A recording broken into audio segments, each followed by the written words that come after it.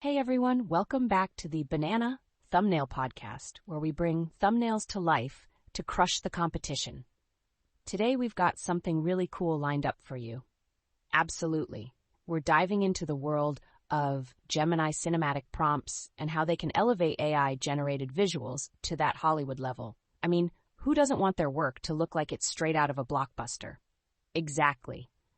But here's the kicker, getting that perfect movie quality look from. AI can often feel like pulling teeth. You might type in something like cool action shot and end up with a plastic-looking image from a video game. Oh, wow, that's frustrating. So what's the secret sauce here? Is it the tool or is it more about how we're talking to it? Great question. It's actually about how we're communicating with the AI. I've spent some time digging into Google's Gemini, Nano, Banana, Pro, and the 2025 updates have some wild improvements in lighting and composition. Jordan.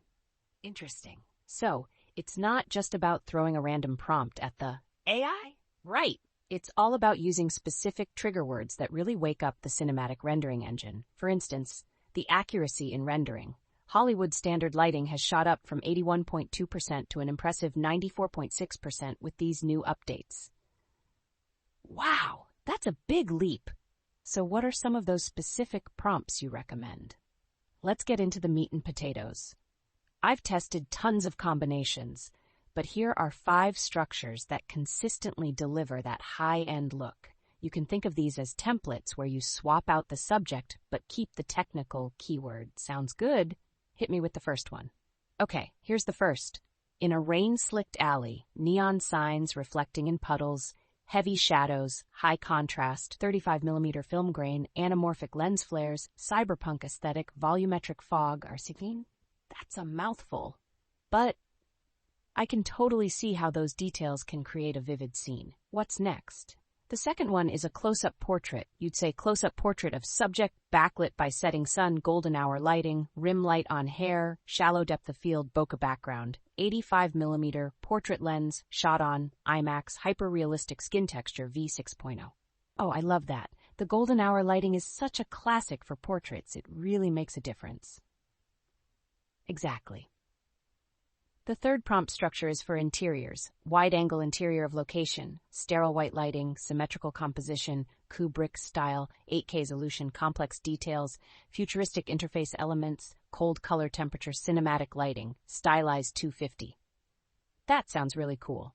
Kubrick has such a distinct style. It's great that you can pull that into a prompt. Absolutely. Then we have action shots, which are always fun. Active action shot of mid-air, debris flying, motion blur on background only, sharp focus on face, dramatic low angle, explosion lighting from behind, high shutter speed, blockbuster movie still. That one sounds like it could be straight out of an action flick. And I'm guessing there's a fifth one too? You got it. The last one is for a historical scene. 1920s interior scene, subject table, dust motes dancing in the shaft of light from the window, chiaroscuro lighting, muted color palette, vintage film stock look, soft vignette, historical accuracy. Those prompts are incredible, so if someone runs a prompt but doesn't get the result they want, what should they do? Alex. Well, here's where it gets interesting. You should refine your prompts. There's a feature called Thinking with 3 Pro, which allows the AI to iterate on its logic before generating the pixels. It's been shown to yield about 2.7 times better cinematic outputs. That's a game changer. And what about if the results still look weird? What could be going wrong? Usually it's one of 3 things: overcrowding the prompt, ignoring aspect ratios, or hitting copyright safety filters. Less is more. Stick to the subject, action, lighting, and camera specifics. Good to know. So if I'm making a YouTube thumbnail, I definitely need to specify my aspect ratio to avoid a square image ruining the composition. Exactly.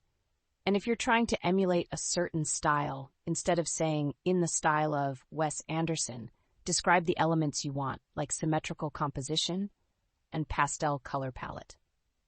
That makes total sense. It's all about giving the AI the right context without getting too specific or vague. Right. And as we look to the future, we're seeing a massive shift in how cinematic AI is integrated into filmmaking. The barrier to entry for high-quality storytelling is really coming down. So anyone can tell a great story now, as long as they can visualize it and communicate effectively? Exactly. But remember, the AI can create stunning visuals, but the storytelling aspect is still up to you. You've got to be the director. That's such an important reminder. Thanks for sharing all these tips today. My pleasure. If you're serious about this, start experimenting with those prompts and see how they work for you. Absolutely. So, to wrap up, remember to keep your prompts clear, specify your lighting and camera settings, and don't shy away from refining your work. That's a wrap for this episode of the Banana Thumbnail Podcast. Thanks for listening, and we'll catch you in the next one.